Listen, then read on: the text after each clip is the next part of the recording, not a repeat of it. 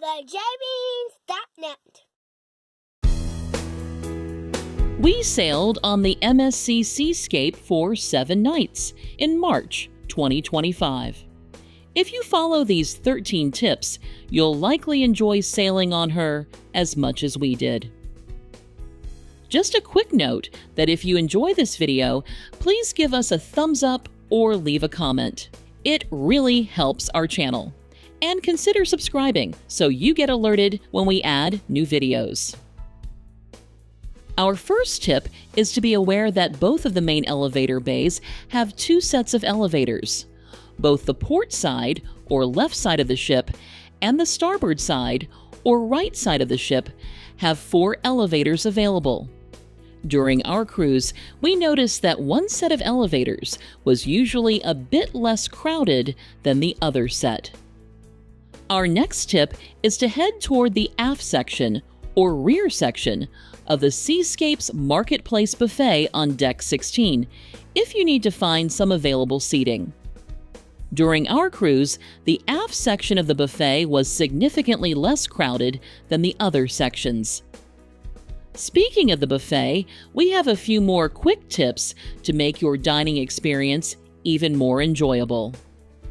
Reach for a coffee mug instead of a cup when getting a drink at the buffet. The coffee mugs held more drink than the small plastic cups, and the handle on the coffee mug made it easier to carry. Look for cookies and scones in the buffet in the late afternoon. During our cruise, the treats were available from 4 o'clock to 5 o'clock daily, and it was the only time, other than lunch, that we found cookies on the buffet. Finally, check the signage above the food for allergen information. During our cruise, information for nuts, pork, gluten, dairy, and more was available. Our third tip is to head to the Loft Cafe on Deck 8 midship if you just want a quick bite for breakfast.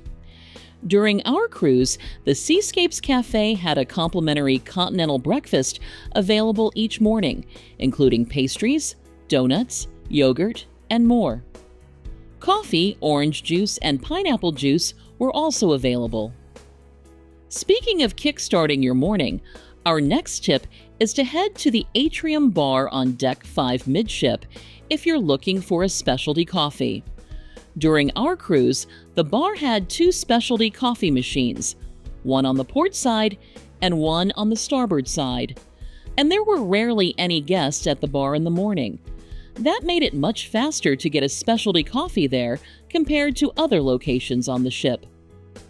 Our 5th tip is to sign a waiver for both kids and adults in your party who want to ride the water slides on the Seascape.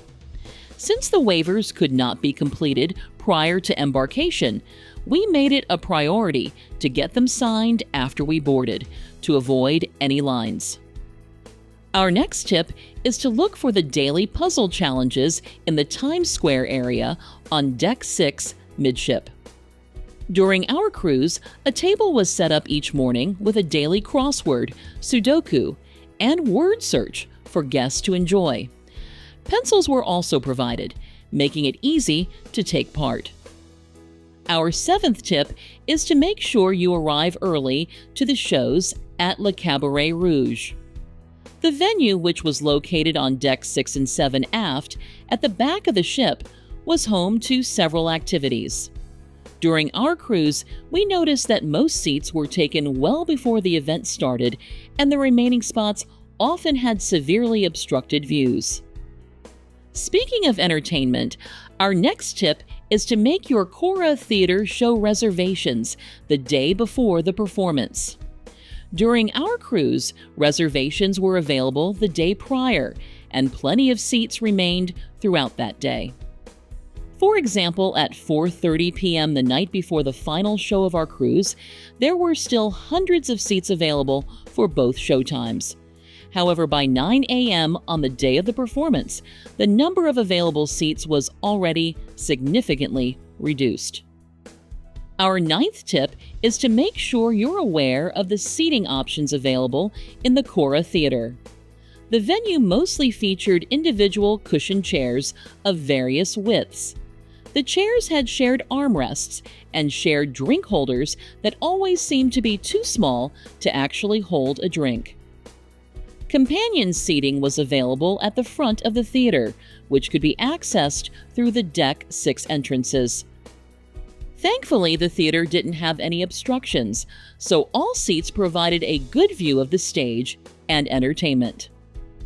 Our next tip is to keep an eye out for the perfect spots to capture some great social media shots on the Seascape. Some of our favorite locations included the neon-lit, reflective tunnel with a sci-fi vibe on Deck 7 aft, the hot air balloon gondola with the fun LED screen background that was also on Deck 7 aft, the glass-bottom infinity bridges on either side of Deck 8 midship, the infinity pool walkway on Deck 8 aft, including a great photo of the back of the ship from the end of the walkway, the glass-bottom bridge of size on Deck 16 aft, with a photo taken from the back of Deck 18, and the Swarovski crystal staircases in the atrium between Decks 5 and 8 midship. Our 11th tip is to be aware that the Seascape does not have a Deck 17.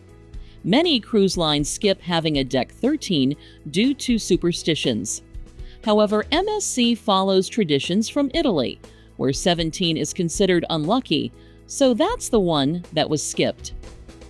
Speaking of finding your way around, there were several displays around the Seascape that showed the gangway location and the all-aboard time whenever we were docked. The displays were an easy way to double-check the info as we headed into port. Our next tip is to be aware that the odd-numbered staterooms are located on the port side or left side of the Seascape. To help us remember this, we thought of the word port as being an acronym for plenty of odd rooms there. Our 13th and final tip is to visit the Seascape's main dining room for Disembarkation Breakfast. During our cruise, the Green Wave restaurant was open for breakfast on Disembarkation Day from 6:30 a.m. to 8:30 a.m., which was a much more relaxing way to enjoy our final meal on the ship. The crew even had a baggage check set up near the entrance to the restaurant to keep the dining area from getting too crowded.